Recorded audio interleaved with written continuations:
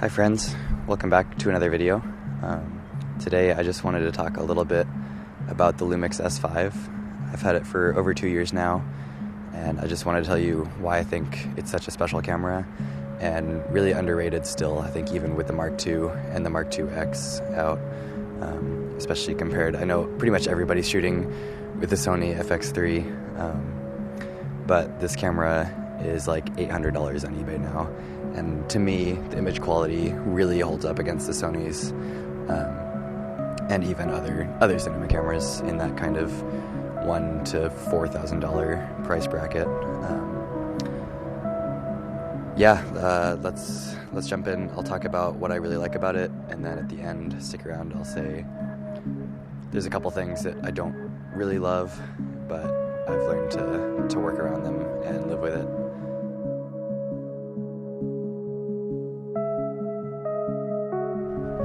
So first, I'll just say I've basically treated this as a cinema camera with manual lenses, mostly vintage lenses. So I'm not really one to speak on autofocus. If you need to run this as a gimbal camera with an autofocus lens, I'm not the one to ask, so sorry. That being said, if you do like shooting manual lenses, I think it's perfect. The image stabilization is amazing, even on a longer focal length. I have a 135mm prime, and even with that, it's you could totally kind of substitute a tripod if you needed to.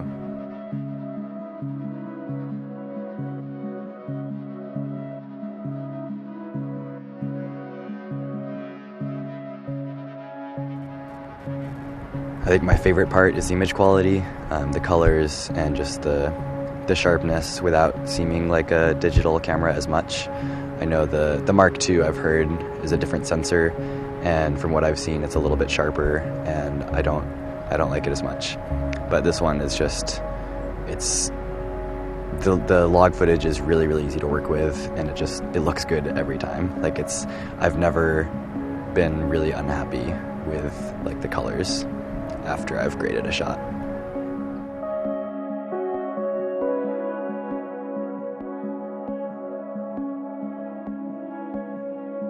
The battery life is really good. I only have 2 batteries, and if I'm running a little bit low on power, I just carry a battery bank with me, and I'll just plug it into the USB-C port.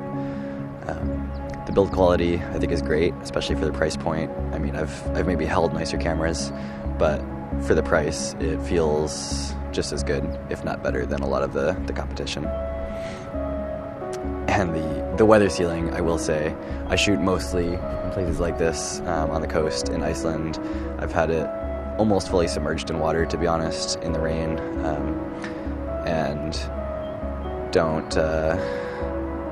I wouldn't follow this advice, but I did accidentally get water on the sensor at one point. I just kind of shook it off, and it was alright. So hopefully you don't have to do that, but if you do, for me, it's been okay.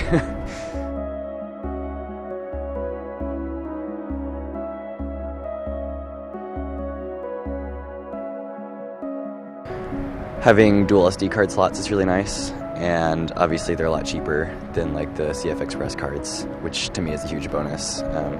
I just buy 256 gig cards for $20 a piece, and it's almost cheaper to shoot to 2 SD cards than actually use hard drives anymore, which is pretty funny to me. But the photo quality, I think most people don't really talk about the Lumix for photos, and I don't really know why. It's really, really good. I haven't had any issues with it. The only annoying thing with the photos is that if you switch from movie mode to photo mode, it swaps.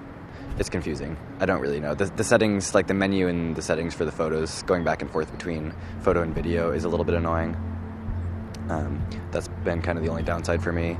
I've shot a lot of landscape photos, stuff that I'd be plenty happy enough to print big on a wall. Really, the photos are great.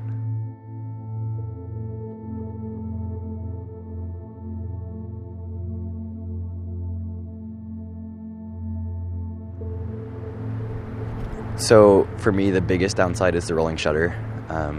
I've been really not impressed with the rolling shutter, especially in full frame mode, which unfortunately it's a full frame camera. Like, I want to be shooting in full frame if I can. That goes too for the crop in 60p, but I almost always shoot 24 frames per second, so that's not really a big issue for me. But the rolling shutter is definitely kind of a killer. I will say though, in Super 35 mode, that's been my big workaround. I'll just shoot in Super 35, and it's really good actually. I think it's like 11 milliseconds or something, which is on par with the FX3, if not better. So my trick for that is turn off the image stabilization and shoot in Super 35, and it looks really nice. The only other downside that I've found so far is the micro HDMI port. I'm not usually shooting with a monitor, but when I do, I don't love how small and flimsy the cables are. I'd much prefer a full-size HDMI, although that is no longer an issue with the Mark II of this camera. But like I said, I like the image quality better of the original, so it is what it is, I guess. Like I said, I don't usually use a monitor, so it's been okay so far.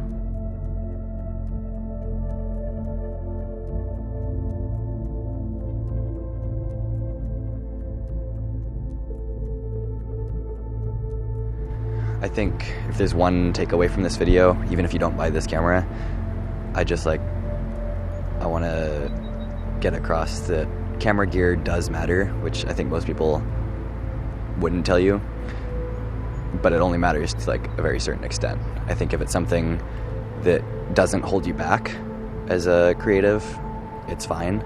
If it's something that inspires you, that's even better. But so many people get focused on buying the best new thing, and they see all these other people using this camera, like using a certain camera, and they're like, oh, I must have to buy that to be any good. And I think that's definitely false. Like I said, this one, they're like $800 on eBay.